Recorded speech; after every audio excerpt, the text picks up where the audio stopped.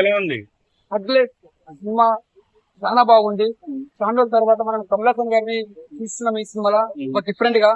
అసలు కమల్ హాసన్ అంటే ఒక డిఫరెంట్, ఆయన ఒక కొత్త కొత్త క్రియ అంటే ఒక డిఫరెంట్ క్యారెక్టర్ తీసుకుంటాడు. ఎలా అంటే ఒక సమాజానికి ఎలా ఎలా కావాలో అలాంటి క్యారెక్టర్ తీసుకొని సమాజంలో ఒక భారతీయ తీసుకోండి, ఒక దశావతారం తీసుకొని ఒక్కొక్క క్యారెక్టర్ ఒక రెస్పాన్సిబుల్ ఉంటది.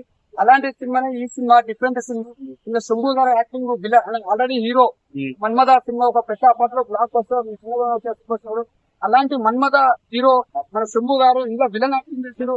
అది కూడా కమల్ హాసన్ తోటి పోటీ పడి విలన్ యాక్టింగ్ చేసిండే మామూలు మాట కాదు. ఆయన యాక్టింగ్ మాత్రం అదరగొట్టేసిండు. ఈ మధ్య తగ్గట్లేదు కదా ఈ సినిమా కందాక మనకు. స్టోరీ బాగుంటే కంపల్సరీ ఏదో చెప్పినందుకు పట్టించుకోదు.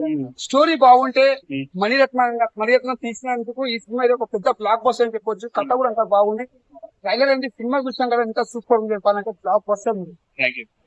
కెరియర్ లో మాత్రం ఇది ఒక కళ్ళ దశాబ్దం తర్వాత పెద్ద బ్లాక్ బస్టర్ అన్న. మణిరత్నం అంటేనే మంచి డైరెక్షన్ మనిషి అయినా అలాంటి మణిరత్నం గారు ఇలాంటి కమల్ హాసన్ పెట్టి మళ్ళీ శంభు గారు తీసినంటే ఏ రేంజ్ లో ఉంటుందా నా సినిమా. అరే అన్న త్రిశ చాలా విషయం అన్న, మంచిగా అనిపించింది. త్రిశలో చాలా క్యూట్ గా ఉంది, బాగుంది.